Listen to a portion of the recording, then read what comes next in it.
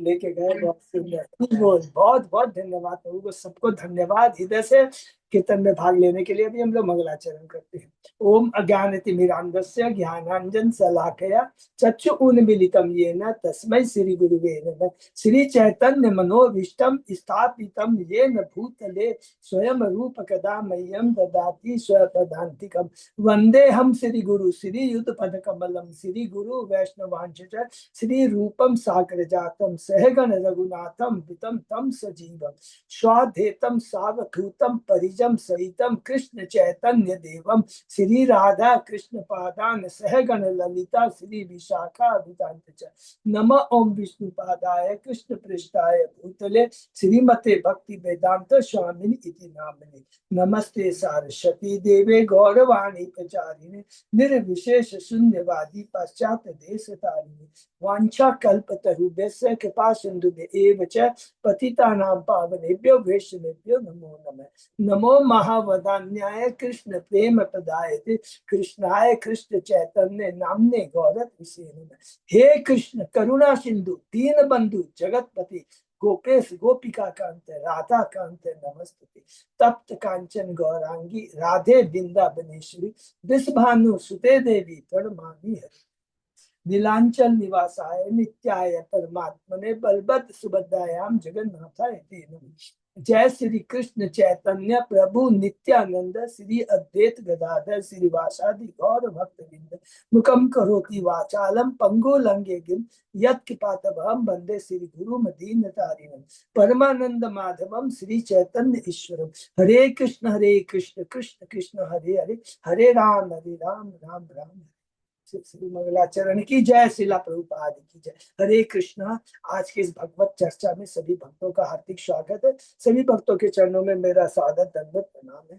राधा माधव राधा गोविंद परम वैष्णव गुरु आचार्यों की असीम कृपा से हम सब भक्त लोग मिलकर करके भागवतम के ऊपर चर्चा कर पा रहे हैं। बहुत ही परम सौभाग्य की बात है। हम लोग कैंटो 11 के 5वें अध्याय में है। शीर्षक है वसुदेव को दी जाने वाली शिक्षाएं समा। अभी तक 5वें अध्याय तक हमने जो चर्चा किया है उसको बहुत संक्षेप में दोहराते हैं। कैंटो 11 शुरू होता है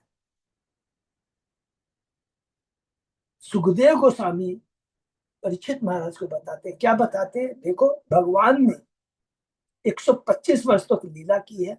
अब भगवान अप्रकट होना चाहते हैं और प्रकट होने के पहले अपने यदुवंशी ऋषि वंशियों को यहाँ से वो यहाँ पर अप्रकट करना चाहते हैं। इतने शक्तिशाली हैं, कृष्ण को छोड़कर ये कार्य कोई दूसरा नहीं कर सकता। अलग अलग हमने कई कारण बताए हैं और इसके बाद में हमने कहा कि भगवान एक लीला करते मूसल लीला भगवान करते हैं।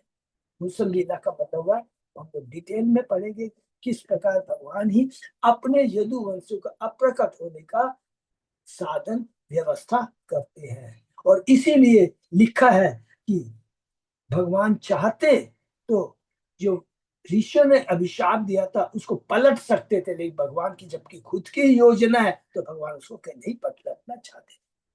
और दूसरे अध्याय में फिर हम लोग ने देखा कि किस प्रकार नारद जी वसुदेव के यहाँ एक दिन आते हैं। वसुदेव कहाँ है? अभी द्वारका में है। नारद जी वहां कैसे पहुंचे? एक अनुष्ठान करने के लिए पहुंचे थे। किसने बुलाया था? वसुदेव जी ने बुलाया। अब वसुदेव जी को नारद जी दिव्य ज्ञान देना चाहते हैं, इसलिए स्वयं जाते हैं। तो देखिए, भगवान का जो परम भक्त होता है ना, स्वयं एक एक कोने कोने गांव गांव में जाकर प्रचार करता है। चेतन महाप्रभु ने कहा था, जादे देखो तारे का कृष्ण उपदेश अमर आज्ञा गुरु हो तारो यही देश। उसी परंपरा में देखिए हम लोगों जो नारद जी की जो परंपरा उसको लेते हुए अलग अलग जाते रहते हैं, कैसे जीवों का उद्धार हो सके। वसुदेव जी बहुत प्रसन्न हो जाते हैं, कहते हैं हमें बताइए जीवन का लक्ष्य क्या है, किस प्रकार मैं अपने मनुष्य जीवन को सार्थक बना सकता हूँ। नारद जी प्रसन्न हो जाते हैं। एकमात्र भगवान की भक्ति है जो वास्तव में जीवों को कल्याण दे सकती है। और बताते हैं कि देखो, निम्न महाराज और नव योगेंद्र के बीच जो चर्चा हुई है, वार्ता, उसको मैं बताता हूँ। नव योगेंद्र कौन है? सब याद रखेंगे। ऋषभ भगवान के 100 पुत्र में 9 है। तो यहाँ से एक शिक्षा बार बार याद आता तो बता दो, शिक्षा क्या है?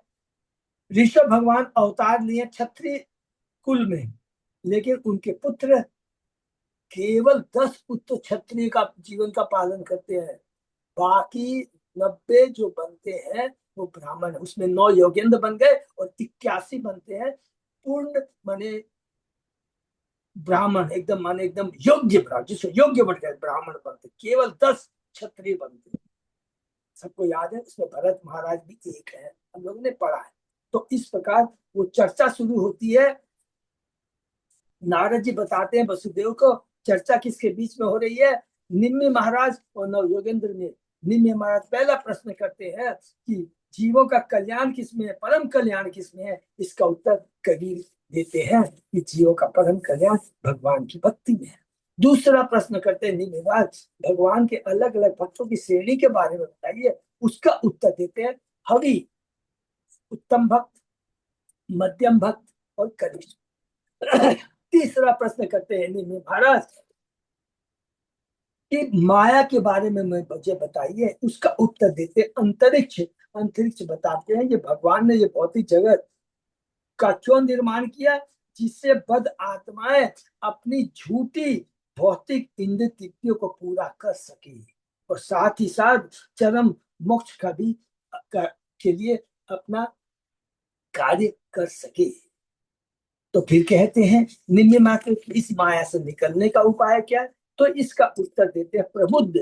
चौथे योगेंद्र कहते हैं केवल भगवान की भक्ति करने से। और भगवान की भक्ति कैसे करनी चाहिए, शुद्ध प्रामाणिक गुरु की खोज कर करके, उसके से दीक्षा दे करके, उनकी शरण में जा करके नम्रता से उनकी सेवा करते हुए, उनसे प्रश्न करते हुए हमें अपने गंतव्य परम लक्ष्य के बारे में उनसे प्रश्न करना चाहिए। वही एकमात्र हमें इस भौतिक जगत से निकलने का छुटकारा उपाय बता सकते हैं। चौथा। पांचवा, फिर निम्न महाराज प्रश्न करते हैं अरे भगवान की भक्ति है तो भगवान के बारे में बताइए। तो पिपलायन जो है योगेंद्र बताते हैं भगवान परम है, सृष्टि पालन संहार का कार्य वही करते हैं। यदि कोई भी चीज हम कहते हैं ये भगवान से अलग है, भगवान का इसमें कोई रोल नहीं है, भगवान से संबंधित नहीं है, तो ये हमारा भ्रम है, ये हमारी माया है, ये हमारे अज्ञानता है। हम अंधकार में बहुत क्लियर कट कहते हैं, नहीं करते। उसके बाद में छठा प्रश्न करते हैं महाराज तो जीव का कर्म के बारे में बताइए, कर्म योग के बारे में बताइए, कर्म अकर्म विकर्म के बारे में बताइए। तब एक ही चीज कहते हैं, एक ही बात कहते हैं। इसका उत्तर कौन देते हैं, हविओत्र देते हैं। हविओत्र देते हैं देखो मनुष्य बचपनापन है, बचपनापन के कारण मूर्खता बस इस भौतिक जगत को भोगना चाहता है।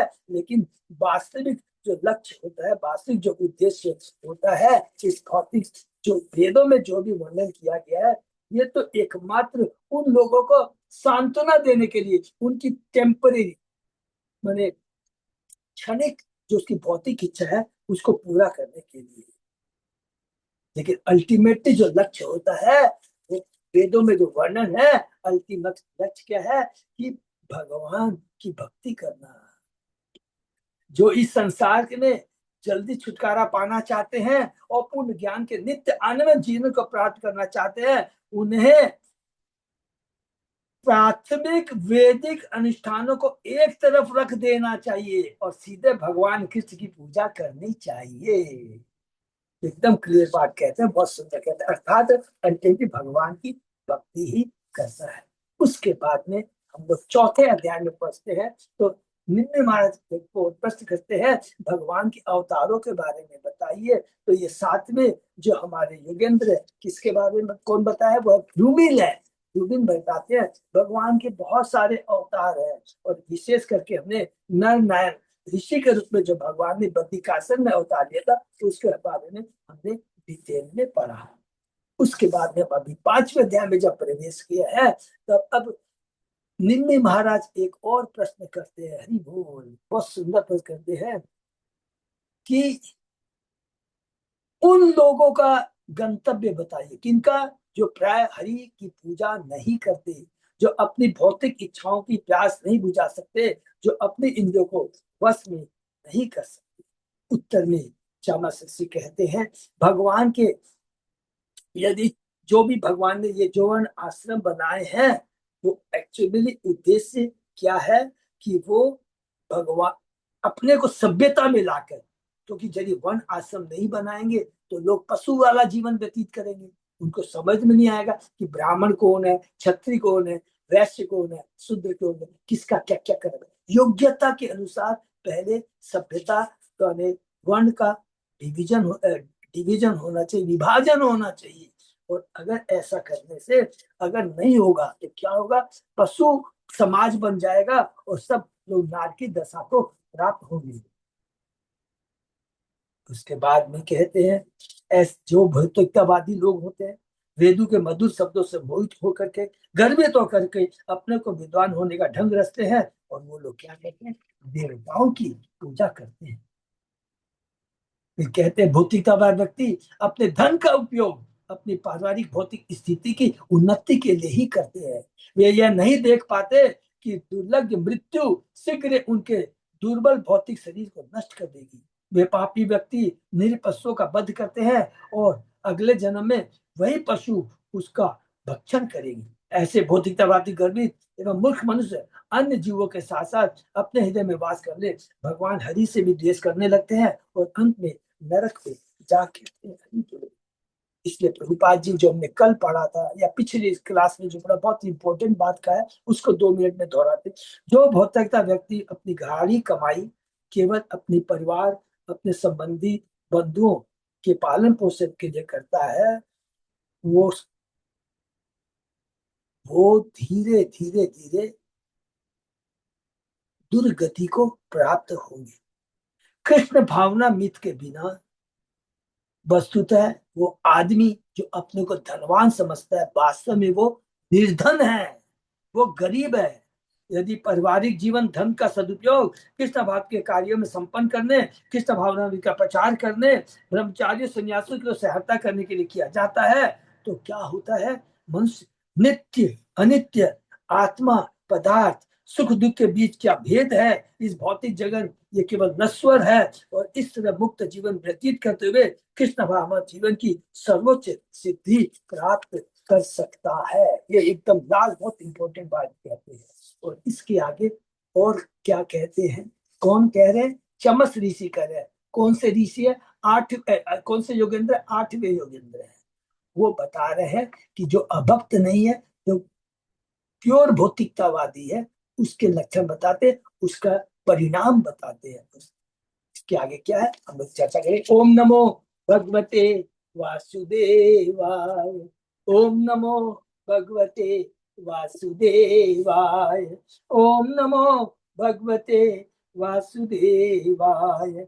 नारायण नमस्कृत नरं चैव नरोत्तमं देवी सरस्वती व्यासं ततो जयम् उदीरे। नष्प्रायेषु अभद्रेषु नित्यं भागवत सेवया भगवती उत्तम श्लोके भक्ति भवति नैष्ठिकी। कृष्णाय वासुदेवाय देवकी नंदनाय च नंद गोप कुमाराय गोविंदाय नमो नमः। आराधयो भगवान भजेश तनय ततदाम बिंदावनम रमया काचित उपासना व्रजवधु वर्गेण्य कल्पिता। श्रीमद्भागवतम प्रमाणम अमलम प्रेमा पुनतो महान। श्री चैतन्य महाप्रभो मतम तत् आदरो न पर। हरे कृष्ण कृष्ण कृष्ण हरे हरे, हरे राम राम राम हरे हरे। कैंटो 11 अध्याय 5 श्लोक नंबर 16। बहुत बहुत धन्यवाद अच्युत दास। हम लोग शुरू करते हैं। ये केवल्यम असंप्राप्ता ये च अतीता च मूढ़ता त्रैवर्गिका ही अक्षणिका आत्मान घायन्ति ते। जिन्होंने परम ब्रह्म का ज्ञान प्राप्त नहीं किया फिर भी जो निपट अज्ञानता के अंधकार से परे हैं, वे सामान्यतः धर्म तथा काम इन 3 पवित्र पुस्तकों का अनुसरण करते हैं। अन्य किसी उच्च उद्देश्य के बारे में विचार करने के लिए समय न होने से वे अपनी आत्मा के हत्यारे बन जाते हैं। हरि बोल। आत्मा का हनन है, कैंटो 11 में और आगे पढ़ेंगे कि ये मनुष्य शरीर रूपी जो नाव है, जो सुदृढ़ नाव है, इसका कप्तान गुरु है। जो शास्त्र भगवान ने दिया है वो फेवरेबल हवाएं हैं। और इतना सुंदर शरीर होते हुए, गुरु जैसा कप्तान होते हुए, शास्त्र जैसे हवाएं होने के बाद भी अगर मनुष्य अपने कल्याण के लिए कार्य नहीं करता है तो वह अपनी आत्मा का हनन करने वाला होता है। स्वयं भगवान श्री कृष्ण उद्धव जी को ये बात बताएंगे, ये हम लोग आगे पढ़ेंगे, बहुत ही सेम चीज कह रहा है, आत्मघाती वो बन जाता है। कितना सुंदर बार बार रिपीट कर रहा है कि मनुष्य योनि कितनी दुर्लभ है। वो भी मनुष्य योनि जिसमें आज भगवान ने हमें सारी व्यवस्था दी है, हमारे अंग प्रत्यंग सारे सुरक्षित है, सब कुछ है। सोचिए, इसके बावजूद यदि हम भक्ति नहीं करते हैं तो हम अपने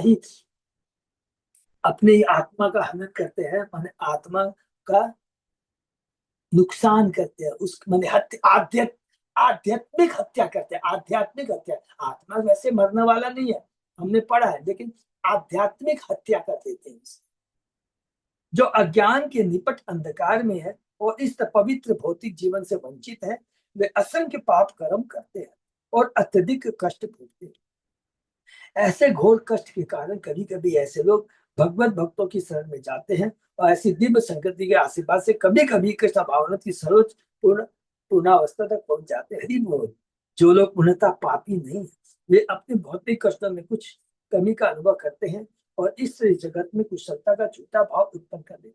क्योंकि जो भौतिक दृष्टि से पवित्र है, उन्हें सांसारिक स्मृति, सांसारिक सौंदर्य, सुंदर परिवार प्राप्त होते हैं, अतः वे अपने पद से गर्वित होते हैं और वे न तो भगवतों की संगति करना चाहते हैं, न उनके उपदेशों का ग्रहण करते हैं।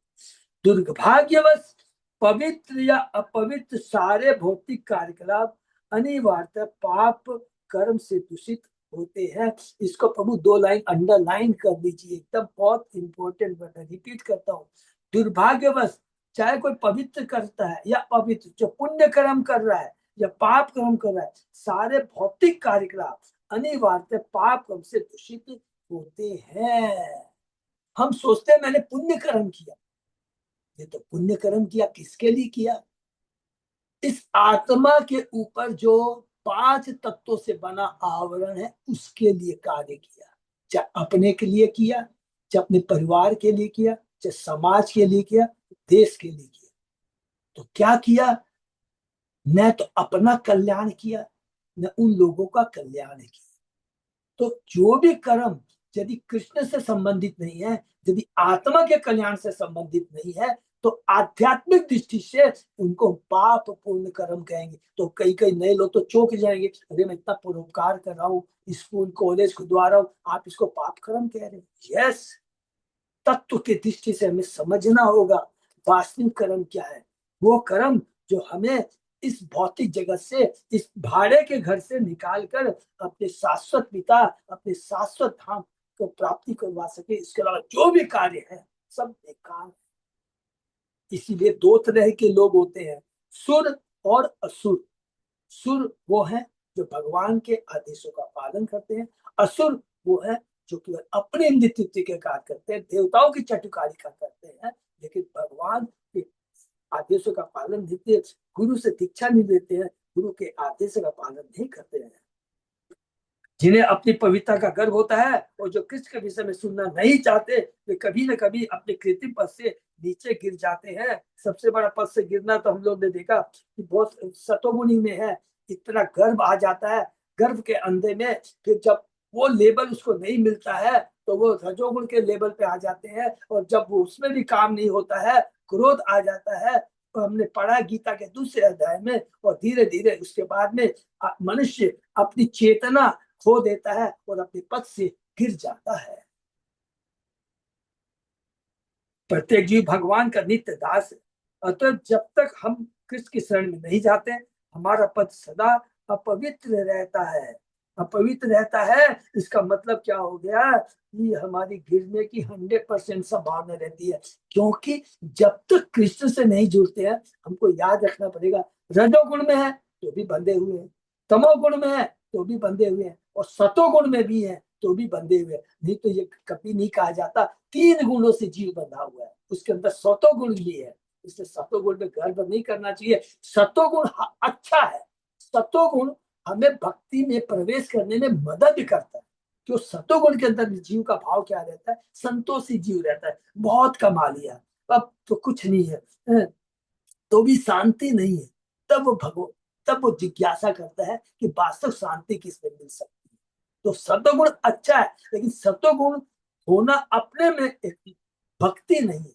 वो मदद करता है लेकिन अपने में भक्ति नहीं रहती, इसलिए इनडायरेक्टली तत्व की दृष्टि से कहा गया वह अपवित्र बना रहता है। इस श्लोक में क्षणिका सत महत्वपूर्ण है। भौतिकतावादी व्यक्ति अपने नित्य आत्मा के लिए एक क्षण भी खर्च करने के लिए तैयार नहीं होते। नित्य आत्मा का जो भोजन है उसको क्या दिया जाए, हरे नाम हरे कृष्ण का मंत्र देने के लिए तैयार नहीं होते। यह दुर्भाग्य की निशानी है। ऐसे लोग अपनी ही आत्मा की हत्या करते माने जाते हैं, क्योंकि अपनी हठ धर्मिता के कारण वे अपने लिए अपना भविष्य अंधकारपूर्ण बनाते हैं, जिससे वे दीर्घ समय के लिए नहीं बच सकेंगे। हरि बोल। एक बीमार व्यक्ति वैद्य की देखरेख के प्रारंभिक परिणामों में प्रोत्साहित हो, किंतु यदि रोगी को प्रारंभिक उपचार से हुई प्रगति पर मिथ्या गर्व होने लगे और अपने को स्वस्थ मानकर वैद्य के इलाज को समय से पहले छोड़ दे, तो निश्चित रूप से वह फिर से बीमार पड़ जाएगा। इस श्लोक में ये केवल्य संप्राप्ता पद सूचित करता है कि भौतिक पवित्रता परम ब्रह्म के पूर्ण ज्ञान से कोसों दूर है। बहुत है, देखिए ये भी थोड़ा अंडरलाइन कर लेंगे तो बहुत अच्छा हो जाएगा। प्रभु सूचित करता है कि भौतिक पवित्रता पर ब्रह्म के पूर्ण ज्ञान से कोसों दूर है, बहुत दूर है। अर्थात आप सात्विक बन चुके हैं लेकिन भक्ति नहीं कर चुके हैं, तो ये पवित्रता मान कौन से पवित्रता, भौतिक पवित्रता हमारा कल्याण नहीं करेगी, मदद करेगी भक्ति में जुड़ने के लिए, लेकिन इट्सल्फ वो कल्याण नहीं करेगी। ये बहुत ध्यान है। हम पवित्र हो गए, हम पर परोपकार कर रहे हैं, हम बड़े सतोगुणी है, अच्छी बात है, लेकिन जब तक इसको भक्ति में नहीं लगाएंगे अपने वास्तविक कर्म को, तो हमारा वास्तविक कल्याण नहीं हो सकता। क्योंकि लिखा है छिन्ने पुण्य मितम लोकम विशंति, गीता के 90 के भगवान बार बार कहते हैं कि जो अच्छे पुण्य कर्म करता है स्वर्ग लोक तक जा सकता है, लेकिन उसका भी पतन है। जिस दिन उसके कर्म फल खत्म हो जाएंगे उसे वापस आने जाएगा। यदि कोई व्यक्ति भगवान श्री कृष्ण को प्राप्त करने के पूर्व ही अपनी आध्यात्मिक प्रगति छोड़ देता है, तो वह निश्चय अत्यंत कटु भौतिक अवस्था में जा गिरता है, भले उसे ब्रह्म ज्योति की निर्देश अनुभूति क्यों न हो चुकी हो। जैसा कि इस भागवत में कहा गया, आयु ये कृच्छेन परम पदम ततः पतंति अधः। गिरना है, नीचे गिरना ही है, क्योंकि बहुत ब्रह्मांड की कोई भी चीज, एक ही चीज याद रखना, अगर अपने इंद्रिय तृप्ति के लिए हम यूज करते हैं, वो आत्मा का हनन का कारण हो। चाहे जितने भी अच्छे पुण्य कर्म करे वो इंद्रिय, इवन यहाँ लिखा है ब्रह्म ज्योति में विलीन होने की जो इच्छा है, वो वास्तव में इनडायरेक्टली या डायरेक्टली क्लियर बोल दीजिए, कोई शर्म की बात नहीं, ये भी अपनी इंद्रिय तृप्ति है। इंद्रिय तृप्ति क्या, और मुझे भौतिक जगत से छुटकारा पाना है, भौतिक जगत बहुत कष्टदायक है और पिंड छुटाना है, ये भी इंद्रिय तृप्ति है। एकमात्र जो भगवान के लिए जो कार्य किए जाते हैं, भगवान के कार्य करने से अपना कार्य स्वयं कल्याण स्वयं हो जाता है। पेट में भोजन देते हैं तो सारे अंग अष्टपुष्ट हो जाते हैं, जड़ में जल देते हैं तो सारे पत्तियां फल फूल टहनियां सब हरी भरी हो जाती है। तो ये हमें जानना है कि कर्म किसके लिए होने चाहिए, कैसे करने चाहिए। एते हाथ अनु अशांता अज्ञान ज्ञान मानिन सिद्धंति अकृत कृत्या वे काल ध्वस्त मनोरथा। इन आत्महंताओं को कभी भी शांति नहीं मिल पाती, हरि बोल, क्योंकि वे यह मानते हैं कि मानवीय बुद्धि अंततः भौतिक जीवन का विचार करने के लिए। अरे भगवान ने मेरे को बुद्धि दी है ना, मानवीय बुद्धि, इंटेलिजेंट भौतिक जो बुद्धि है इसको मुझे भौतिक उन्नति करने के लिए दी है। इस अपने असली आध्यात्मिक कर्तव्य की उपेक्षा करते हुए वे सदैव कष्ट पाते हैं। और जितना एक दूसरा चीज हमको याद रखना है, नोट सबको मालूम है, लेकिन रियलाइजेशन नहीं है, ज्ञान से नहीं होगी रियलाइजेशन, कि जितना हम भौतिक एक्यूमुलेशन करेंगे, जितना एसेट्स बढ़ेगा, कॉरस्पॉन्डिंग उतनी लाइबिलिटी भी हमारी बढ़ती चली जाएगी। अर्थात जितना भौतिक भोग को बढ़ाएंगे उतना हमारा शोक मोह भय बढ़ता चला जाएगा। क्योंकि भौतिक चीज टेम्परेरी, वो अवश्य जाएगी जाएगी, कोई रोक नहीं सकता, काल उसको जरूर छीन कर ले जाएगा मृत्यु के समय। तो क्या रहता है, भय बना रहता है, शोक हो जाता है जब चला जाता है, मोह रहता है कि ये मेरा है। मोह का मतलब क्या, मेरा है, अरे मैंने ये जो अर्जित किया ना शाश्वत है, ये हमेशा मेरे संग रहेगी, ये मोह होता है। वे उच्च आशाओं एवं सब उच्च आशाओं एवं सपनों से पूरित रहते हैं, किंतु दुर्भाग्य काल के अनिवार्य प्रवाह के कारण वे सब सदैव ध्वस्त हो जाते हैं। ऐसा ही श्लोक श्री उपनिषद में आता है, असूर्या नाम ते लोका अंधेन तमसा पिता ता अस्ते प्रीत्या अधिगच्छन्ति ये के च आत्महनो जना। आत्मा का हंता चाहे वह जो भी हो, सदाविन अंधकार तथा ज्ञान से उन लोकों में प्रवेश करता है। हरि बोल। हित्वा आत्ममाया रचिता गृह अपत्य सुहृत स्त्रिय तमो विशंति अनिच्छन्ते वासुदेव पराक मुखा।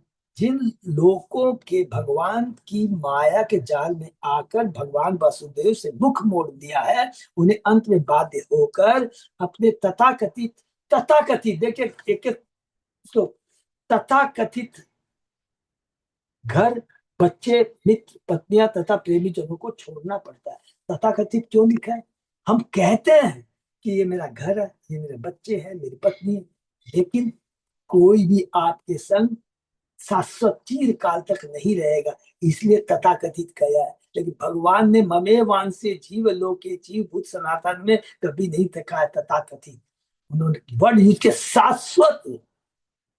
जीव भगवान ममे वांसे जीव लोके जीव भूत सनातन, ये मेरे जीव तू मेरा सनातन अंश है। और ये जो तुम्हारा जो कहते हो मेरा माता पिता ये है, ये सब तथाकथित टेम्परेरी है, क्योंकि ये भगवान की माया से उत्पन्न हुए थे और अपनी इच्छा के विरुद्ध ब्रह्मांड के घोर अंधकार में प्रवेश करते हैं। जीव भगवान की ओर पीठ फेर कर क्षणिक इंद्र तृप्ति भोगने का प्रयास करता है, इससे केवल चिंता का उदय होता है, क्योंकि बद्ध जीव अपनी नश्वर पत्नी, बच्चों, मित्रों, घर, राष्ट्र इत्यादि का पालन पोषण करने के लिए संघर्ष करता है। किसके लिए जीवन बिता देता है, जो चीज टेम्परेरी है, नश्वर है, नष्ट होने वाला है, अंत में सारी वस्तुएं छिन जाती है। और कभी कभी मोहग्रस्त व्यक्ति हताशा में निर्विशेष ईश्वर तथा मुक्ति की शरण ग्रहण करने का प्रयास करता है। इससे बद्ध जीव सदैव अज्ञान में रहता है। धर्म, अर्थ, काम जब देखा कुछ भी नहीं मिलता है तो फिर मोक्ष के लिए जाता है, या तो वह भ्रामक इंद्र तृप्ति के पीछे पड़ा रहता है, या ब्रह्म के नेश पक्ष में लीनों के इंद्र तृप्ति से अपने को बचाना चाहता है। किंतु जीव की वास्तविक स्थिति तो उस परम पुरुष की सेवा करना है जो उनका स्वामी है। हरि बोल। जब तक मनुष्य भगवान के प्रति शत्रु भाव को त्याग नहीं देता, तब तक शांति या सुख का प्रश्न नहीं उठता। अब बोलेंगे ये भगवान के प्रति शत्रु भाव को त्याग नहीं देता, अगर हम भगवान की भक्ति नहीं करते तो इनडायरेक्टली हम भगवान की शरण में नहीं जाते हैं, अतः भगवान से शत्रुता करते, अतः भगवान के शब्दों पर विश्वास नहीं करते। और यदि ऐसा है तो हमें कभी भी शांति नहीं हो सकती।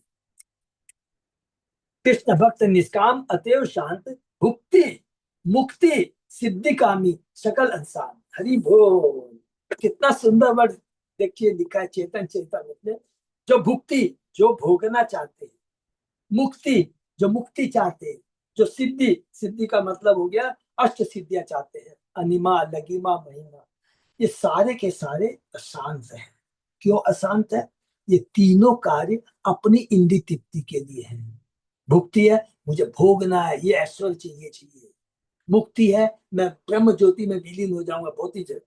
अष्ट सिद्धि मैं ये सिद्धियां प्राप्त किया है, और गर्वित होता है। ये जितने भी अपनी इंद्रिय तृप्ति के लिए कार्य हैं, सारे के सारे बंधन के कार्य हैं, सब अशांत रहेंगे, हमेशा वो कष्ट में रहेंगे। लेकिन कृष्ण भक्त निष्काम अतएव शांत, कृष्ण का जो भक्त होता है उसका तो एकमात्र अपने पिता, शाश्वत पिता जो वास्तविक उनके हितकारी हैं, वे विषय है, रक्षक है, उनकी शरण में जाता है। तो सोचिए अगर भगवान की शरण में चले जाएंगे तो स्वतः ही हमारे सारे कार्य सिद्ध हो जाएंगे, हमको कुछ करने की दरकार नहीं है। जब हम अपने ऑनरशिप के घर में चले जाएंगे, भगवान के शाश्वत धाम में चले जाएंगे, वो हमारा वास्तविक ऑनरशिप का घर है, तो फिर वहां किसी के बस में है कोई नहीं, किसी कुछ पूछने की दरकार नहीं, क्योंकि परमानेंट भगवान जो हमारे माता पिता है, शाश्वत पिता है, परमानेंट मेरा जो धाम है, वह कोई चीज की कमी नहीं है। हरे कृष्णा। प्रभु यहीं पर विराम दे सकते हैं अच्युत जय प्रभु। क्यों बता रहा हूं, यहाँ खत्म होता है 8वां जो चामस ऋषि बता रहे हैं क्या, जो अभक्त है उसकी क्या दुर्गति होती है। लेकिन प्रभुपाद जी अपने तात्पर्य से बता देते हैं कोई घबराने की बात नहीं है, उसे करना क्या है उसको, वो बहुत बड़ा, हम वास्तव में बहुत धनवान है, बहुत धनवान है जो आत्मा भगवान का अंश है। भगवान तो सबसे परम धनवान है, सबसे धनवान है, ज्ञानवान है, प्रसिद्ध है, शक्तिशाली है, वैरागी, सब कुछ उनकी संतान है, उसके साथ साथ संतान, तो हम भी तो धनवान हुए। लेकिन भौतिक जगत में आकर के, जैसे होता है ना एक बच्चा अपने भगवान अपने पिता के घर को छोड़ के आ जाता है तो अनाथ, तो वो वास्तव में अनाथ है जो भगवान से नाथ से नहीं जुड़ा हुआ है। हम नाथ हैं लेकिन अपनी दशा हम अनाथ की कर, तो हमको भगवान से जुड़ना, ये चीज यहाँ पर कहा गया, ये चीज बता रहे चमस ऋषि। और अंतिम 90 जो हमारे योगेंद्र हैं उनका नाम है कर भाजन। ये कर भाजन अब हमें बताएंगे, हम लोग नेक्स्ट क्लास में कल करेंगे। बहुत सुंदर है कि भगवान अलग अलग युगों में कैसे आते हैं।